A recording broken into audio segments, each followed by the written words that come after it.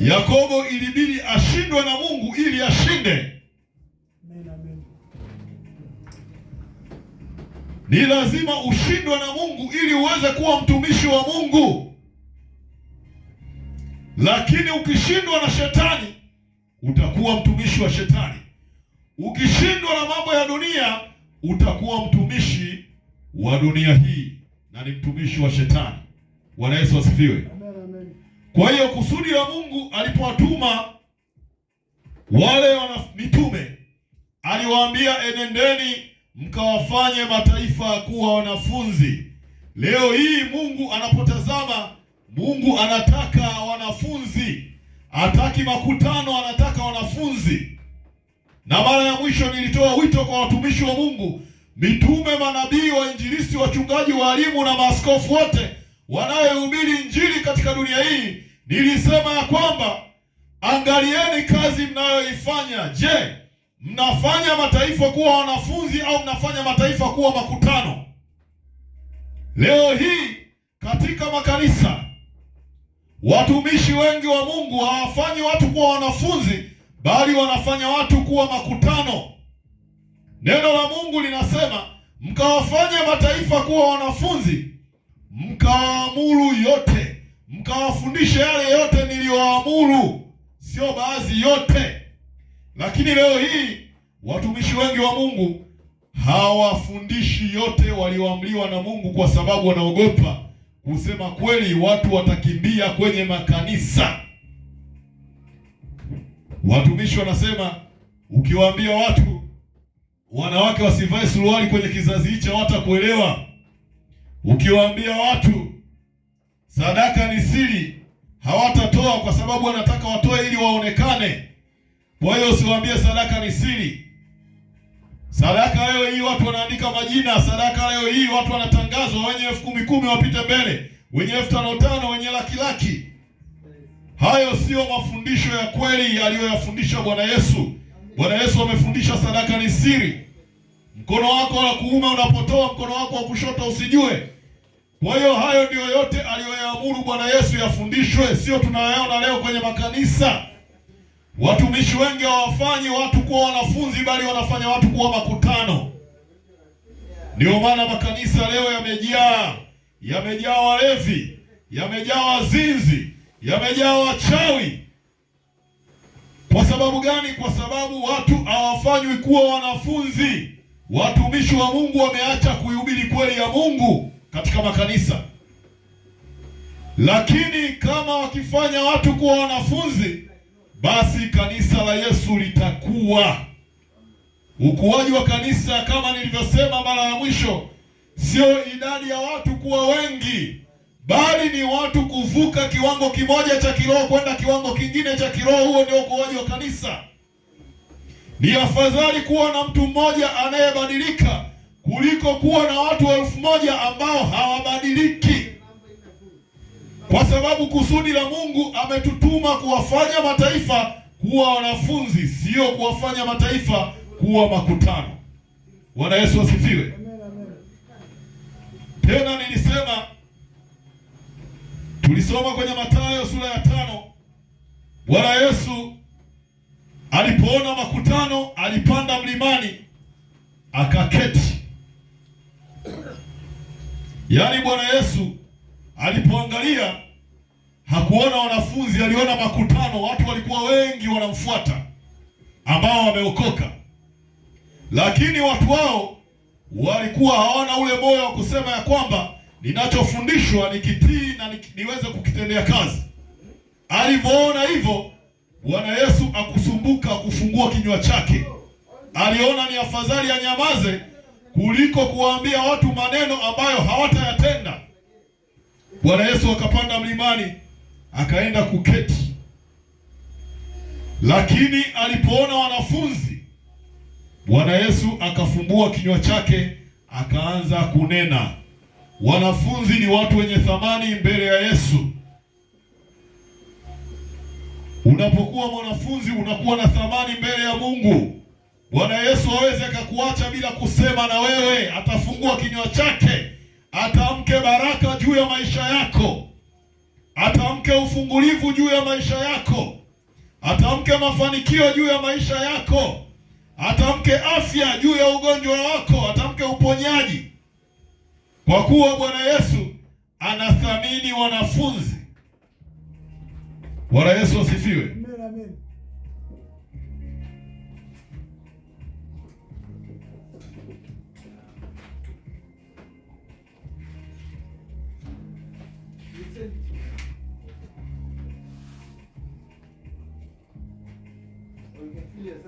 Tufungue Biblia zetu kwenye kitabu cha Mathayo sura ya 8.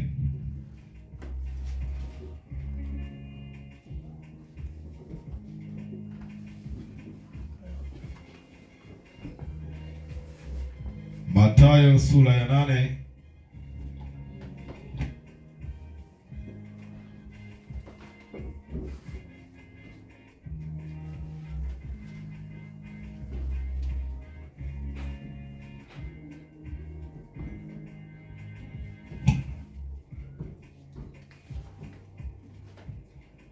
Mstari ule wa 23.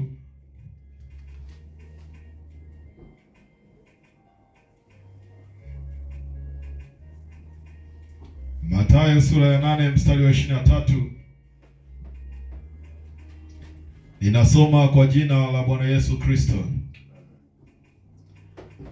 Akapanda chomboni, wanafunzi wakamfuata.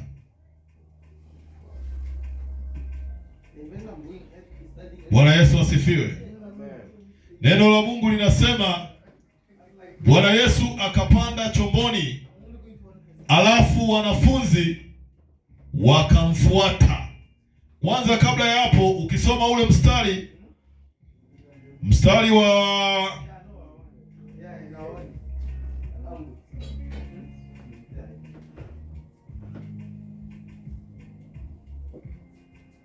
mstari wa 18 unasema, naye Yesu alipoona makutano, ninasoma kwa jina la Bwana Yesu Kristo. Naye Yesu alipoona makutano mengi wakimzunguka, aliamuru kuvuka kwenda ng'ambo. Hapa Bwana Yesu alipoona makutano hakutaka kufungua kinywa chake sehemu nyingine hii, akaamuru kuvuka kwenda ng'ambo, yani akavuka kabisa kwenda mbali. Mwandishi mmoja akamwendea akamwambia, Mwalimu, nitakufuata kokote uendako. Yesu akamwambia, mbweha wana pango na ndege wa angani wana viota, lakini mwana wa Adamu hana mahali pa kulaza kichwa chake. Mwingine katika wanafunzi wake akamwambia, Bwana, nipe ruhusa kwanza niende nikamzike baba yangu. Lakini Yesu akamwambia, nifuate, waache wafu wazike wafu wao. Akapanda chomboni, wanafunzi wake wakamfuata. Bwana Yesu asifiwe. Amen, amen. Hapa Bwana Yesu alikuwa anahubiri Injili, akaona makutano wamejaa. Alivyoona makutano wamejaa, Bwana Yesu hakuona sababu ya kusema na makutano, kwa sababu makutano ni watu wanaosikia neno la Mungu lakini hawalitendi. Ni watu wanaosikia neno la Mungu lakini hawalitii. Makutano ni watu wameokoka kama mimi na wewe, lakini hawako tayari kwa ajili ya kubadilika. Bwana Yesu alivyoona hao makutano, akaamuru kuvuka kwenda ng'ambo, akawaacha, akaondoka zake. Bwana Yesu atembei na watu ambao sio wanafunzi. Ndio maana kila mahali ulipomwona Bwana Yesu alipokuwa anatembea, alikuwa anatembea na wanafunzi wake. Kwa kuwa mtu anapokuwa sio mwanafunzi, Bwana Yesu atembei naye. Na ndio maana leo hii kuna Wakristo wengi wanapitia matatizo na shida mbalimbali, kwa sababu katika njia zao hawatembei na Bwana Yesu. Kwa sababu gani? Kwa sababu hawajaamua ndani ya mioyo yao kutii neno la Mungu. Hawajaamua kufanyika kuwa mwanafunzi. Mwanafunzi ni mtu mwenye nidhamu na neno la Mungu. Anajua neno la Mungu limesema nisifanye hivi, kwa hiyo anajiadibisha. ana nidhamu, anasema siwezi kufanya hivi kwa sababu neno la Mungu linasema hivi. Huyo ndio mwanafunzi. Sasa alivyoamuru kwenda ng'ambo, neno la Mungu linasema mmoja kati ya waandishi akamwambia Bwana Yesu, nitakufuata kokote uendako. Huyu alikuwa ni mwandishi. Yaani katika wokovu haijalishi wewe unafanya nini kwa Yesu. Hata kama ni mwandishi, hata kama ni mhubiri, hata kama ni mwimbaji, lakini kama hauna utayari wa kumfuata Bwana Yesu, wa kutii neno la Mungu, unaweza ukawa makutano hata kama wewe ni mhubiri.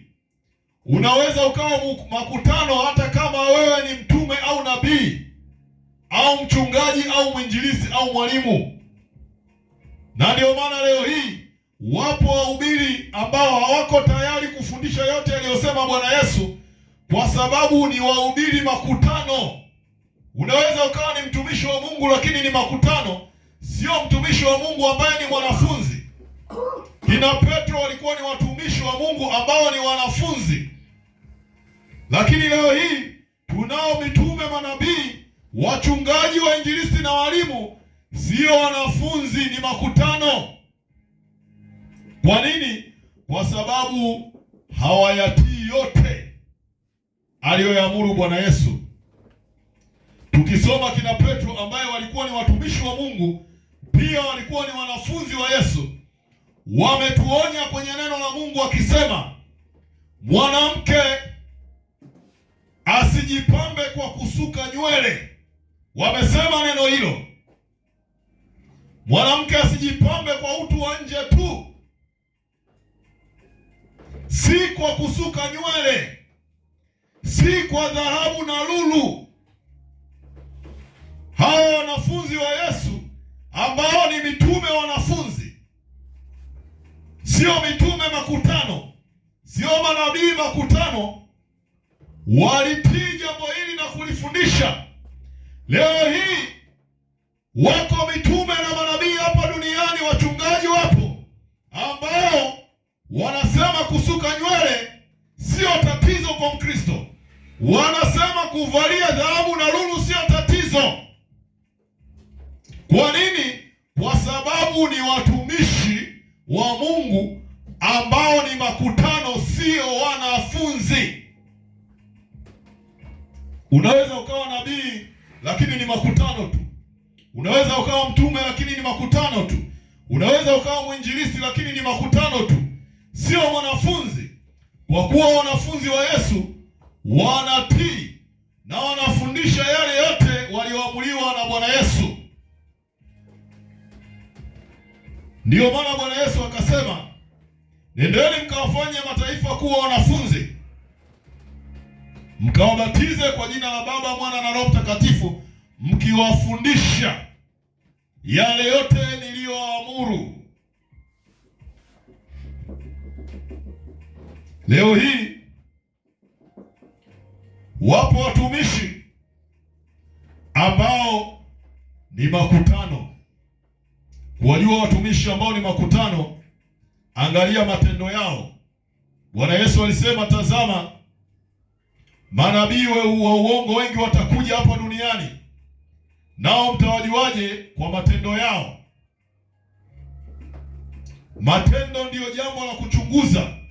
Tena akasema watakuja kati ya kondoo, lakini kwa ndani ni mbwa mwitu wakali. Kwa nini wanaitwa mbwa mwitu? Kwa sababu watalalua maisha yako. Utajiona uko salama, unakwenda mbinguni, kumbe uendi. Bwana Yesu asifiwe. Amen, amen. Utawajuaje? Kuna mambo mengi utayajua. Jambo ambalo Bwana Yesu ameamuru hapa, akasema enendeni mkawabatize watu kwa jina la Baba, Mwana na Roho Mtakatifu. Sio kwa majina, kwa jina. Kwa jina. Kwa jina la Baba, Mwana na Roho Mtakatifu. sio kwa majina Baba, Mwana na Roho Mtakatifu.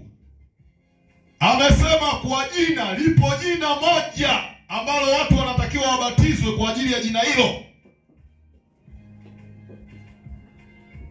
Jina hilo ni jina linalopita majina yote, ambalo kwa jina hilo wanafunzi wa Yesu, wale mitume na manabii, waliwabatiza watu kwa kupitia jina hilo. Lipo hili moja tu jina, ni jina la Yesu peke yake, na kila waliyemkuta hajabatizwa kwa jina hilo, amebatizwa kwa majina, walimbatiza tena. Leo hii kuna watumishi wanakuambia tunakubatiza kwa jina la Baba, Mwana na Roho Mtakatifu, wanakuzamisha. Wengine wanakuambia kwa jina la Baba wanakuzamisha, kwa jina la Mwana wanakuzamisha, kwa jina la Roho Mtakatifu wanakuzamisha. Kwa nini? Kwa sababu hawafundishi yote aliyoyaamuru Bwana Yesu. Hao ni makutano tu, ni mtume makutano, ni nabii makutano, ni mwinjilisti makutano, ni mchungaji makutano, na ni mwalimu makutano.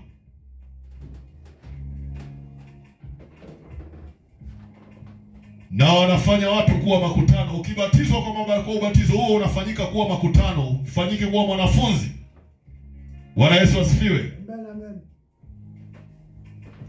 Sasa hapa huyu mwandishi alimwambia Bwana Yesu, nitakufuata kokote uendako.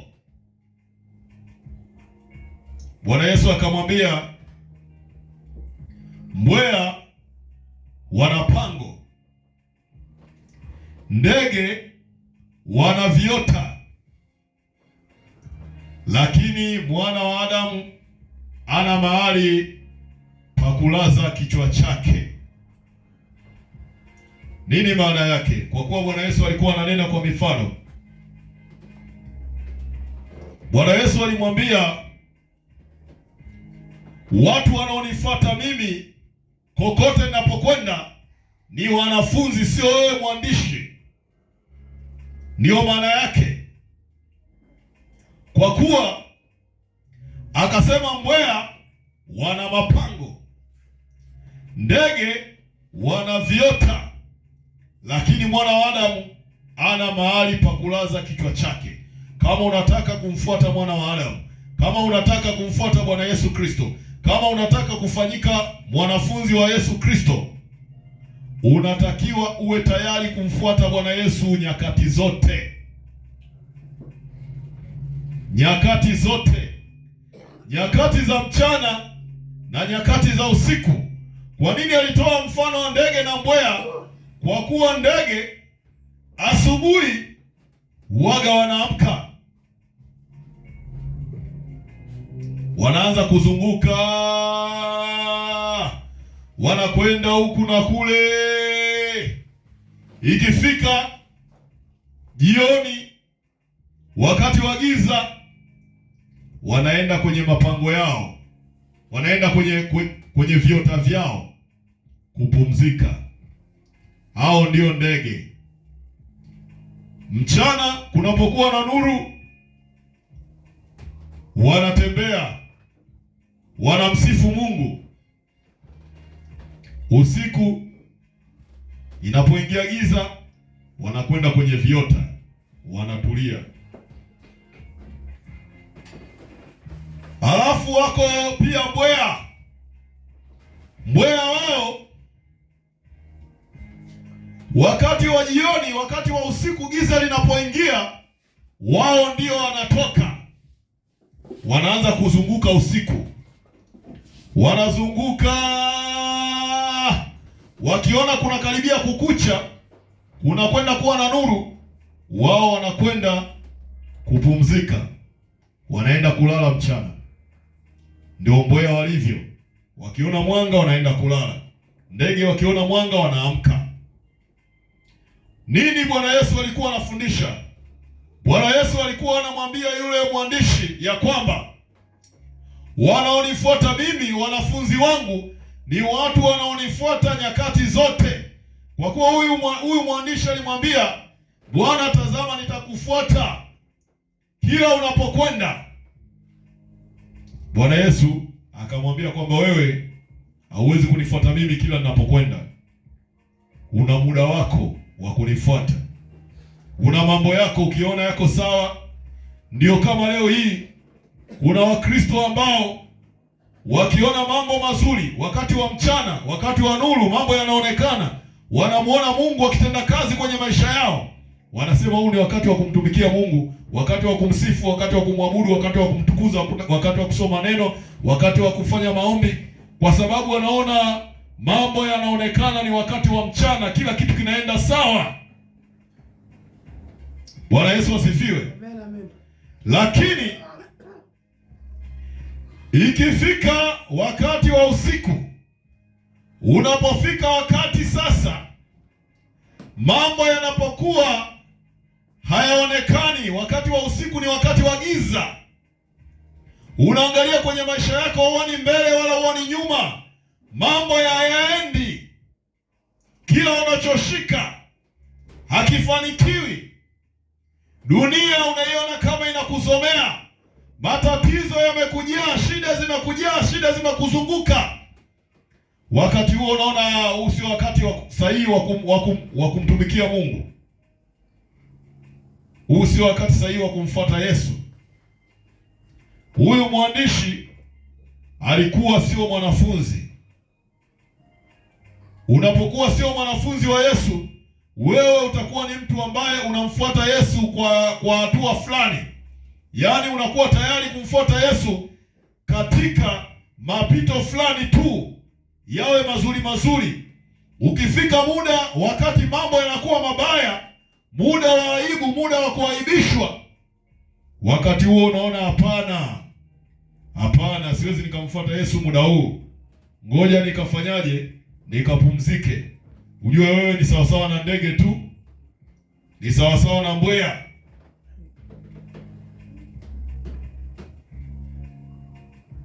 Bwana Yesu asifiwe. Amen.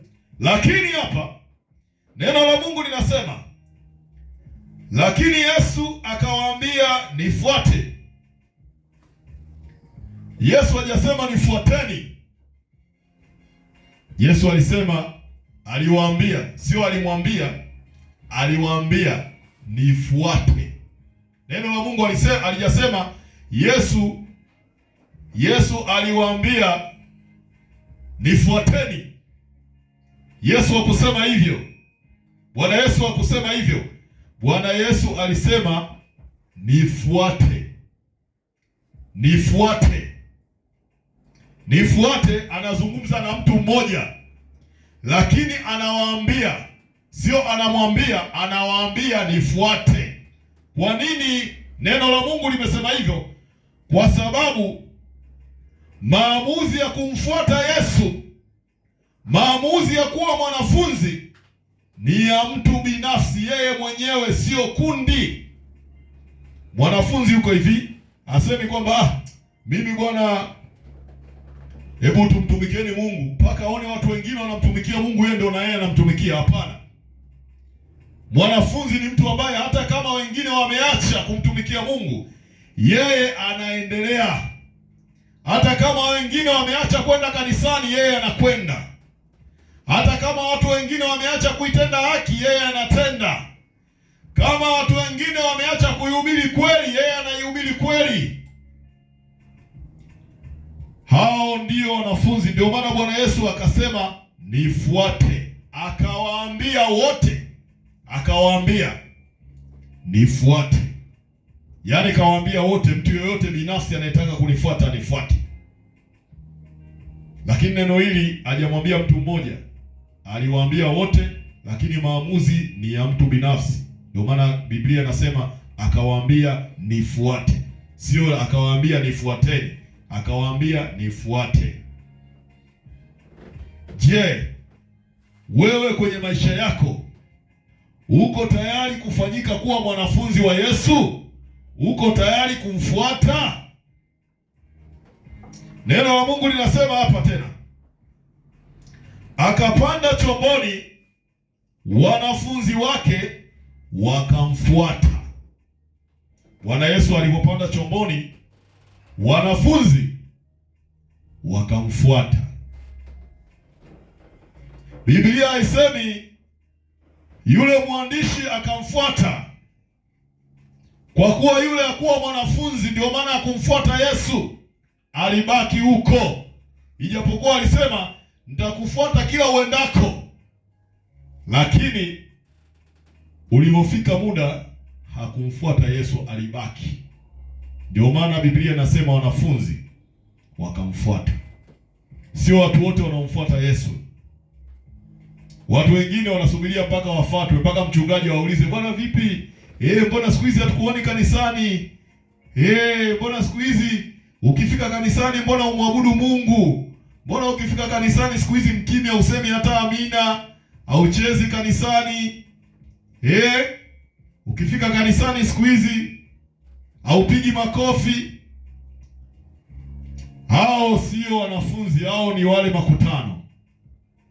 Wanafunzi uwaga wanamfuata Yesu. Hamna mtu anayewaambia huu ni muda wa kusoma Biblia, wenyewe tu wanajua kabisa mimi kama mimi ni lazima nisome neno la Mungu kwa ajili ya kulisha roho yangu. Wanajua hapa lazima nimuombe Mungu, mambo yawe mazuri au mabaya, maombi ni lazima, ni kila siku.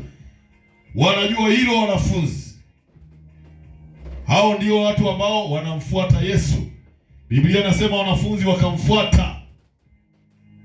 Je, wewe unamfuata Yesu au unafuatwa? Ukiona siku zinakaribia za ibada, unajua kesho ni siku ya ibada. Kesho ni siku ya ibada.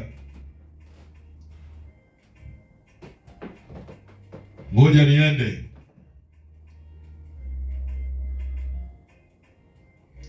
Mwingine mpaka akumbushwe. Bwana kesho ni siku ya ibada. Kumbe kesho ni siku ya ibada. Kama hajakumbushwa kwenye ibada haendi. Bwana Yesu asifiwe. Amen. Mwingine ni mtu aliyechukulia kwamba kushuhudia habari za Yesu ni sehemu ya maisha yake. Kuwaambia watu habari za Yesu anachukulia sio sehemu ya maisha yake, mpaka aambiwe kanisani, bwana nendeni mkawahubirie watu injili jamani. Kawahubirini injili. Mualike watu makanisani waje jamani, waalikeni watu kanisani waje. Kama hajaambiwa na mchungaji basi aende kufanya hivyo. Hajui jukumu lake. Ni mtu wa kufuatwa. Bwana Yesu asifiwe. Hawezi akatenda jambo jema mpaka aambiwe, mpaka ahubiriwe kanisani, bwana unatakiwa uache dhambi, ndio anaacha dhambi. Yeye kama yeye mpaka afuatwe, acha. Afuatwe, fanya hivi, ndio anafanya. Yaani wanafunzi ni watu wanaojituma, ni watu wanaojiongeza. Lakini makutano ni watu wa kufuatwa, watu wa kubuluzwa. Yaani hawafanyi mpaka waambiwe. Haleluya. Sasa mwanafunzi unatakiwa uwe pia na utayari. Unaweza ukawa mwanafunzi ambaye huna utayari. Unaweza ukawa umetoka kwenye makutano, uko kwenye wanafunzi. Yaani ni mtu ambaye unataka kumtii Mungu katika kila jambo, lakini unatii baadhi ya mambo, sio yote. Maana yake umekosa utayari. Kuna mambo ya kifamilia, kuna mambo ya kibinafsi yanakurudisha nyuma. Unamtumikia Mungu lakini bado kuna vitu vinakurudisha nyuma. Ujue huna utayari. Unaweza ukawa mwanafunzi pia na usiwe na utayari. Hebu tusome haraka kwenye kitabu cha Mathayo hicho sura ya 8. Ule mstari wa 21. Mathayo 8 mstari wa 21. Nasoma kwa jina la Bwana Yesu Kristo. Amen. Mwingine katika wanafunzi wake akamwambia, Bwana nipe ruhusa kwanza niende nikamzike baba yangu. Lakini Yesu akamwambia, nifuate, waache wafu wazike wafu wao. Huyu alikuwa ni mwanafunzi. Yule wa kwanza alikuwa ni mwandishi tu, lakini sio mwanafunzi. Yule hakuonekana kabisa baadaye. Huyu alikuwa ni mwanafunzi, lakini ijapokuwa ni mwanafunzi, alikuwa ana mambo yake binafsi anayaweka kwanza. kabla ya kumtumikia Mungu kwanza inabidi nifanye hichi na hichi. Inabidi niwe na hela, inabidi maisha yangu yawe mazuri kwanza, inabidi nikamzike baba yangu, nikamzike mama yangu kwanza, alafu ndio nitamfuata Yesu baadaye. Yaani kuna jambo alikuwa analiweka mbele kwanza. Hilo jambo hiyo kwanza ilikuwa ni kizuizi chake kumtumikia Mungu. Leo hii kuna watu ambao pesa ndio kitu cha kwanza. Mpaka nipate pesa ndio nimtumikie Mungu. Wengine anaona nikimtumikia Mungu kabla sijaoa, hapana, ngoja nioe kwanza ndio nitamtumikia Mungu. Wengine ni muda, anasema huu muda sio sahihi, ngoja kwanza jambo hili lifanyike, au ngoja kwanza mwaka huu upite, mwaka ujao ndio nitamtumikia Mungu. Kuna kitu wanakiweka kwanza. Hilo neno kwanza kwenye Biblia lina maana. Huyo mwanafunzi alikuwa ni mwanafunzi kabisa wa Yesu, lakini akamwambia ngoja kwanza nikamzike baba yangu, alafu ndio nitakufuata.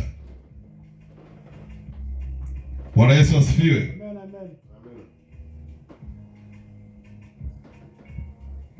Kwanza, kila jambo ambalo linakuzuia usiweze kumtumikia Mungu, ujue hiyo ndio kwanza yako. Hilo jambo umelifanya kuwa namba moja zaidi ya Mungu. Kwa sababu kama kuna jambo linakuzuia usimtumikie Mungu, basi hilo jambo umelithamini sana kuliko Mungu. Yaani umemlinganisha Mungu na jambo hilo, ukaliona jambo hilo lina thamani zaidi kuliko Mungu. Bwana Yesu asifiwe. Amen. Sema Bwana Yesu, ninakuomba uniongezee neema. Ninakuomba unisaidie katika maisha yangu. Uondoe kila jambo ambalo linanizuia mimi. Taja jina lako. Ambalo linanizuia mimi pita, nisiweze kukutumikia wewe Bwana. Bwana Yesu, leo hii katika ibada hii ninakuomba uniondolee kwanza yangu, ili nifanyike kuwa mwanafunzi wako, ili niweze kukutumikia wewe Bwana Yesu. Bwana Yesu, ninakuomba haya katika jina lako Bwana Yesu. Amen.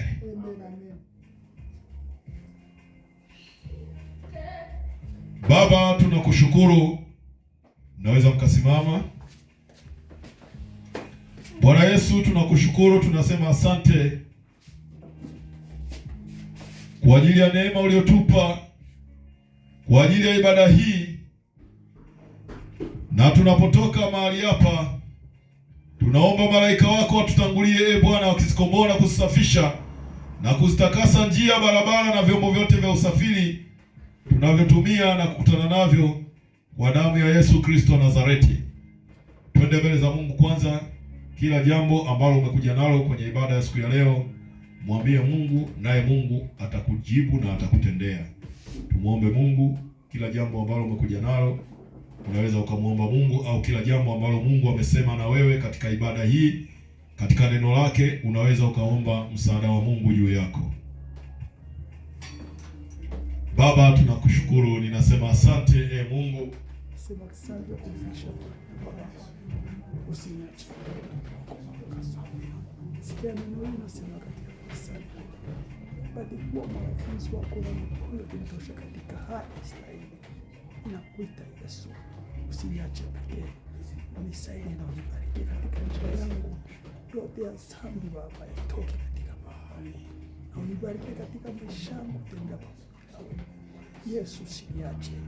Angalia akili zangu na ujaze katika roho yako, na damu yako vile iliyoshinda na kunivusha katika mabaya na Uniponye katika jina lako Yesu. Nisimame pamoja nao kwa jina lako Yesu Kristo. Asante Bwana Yesu. Tunaomba haya kwa jina la Yesu Kristo.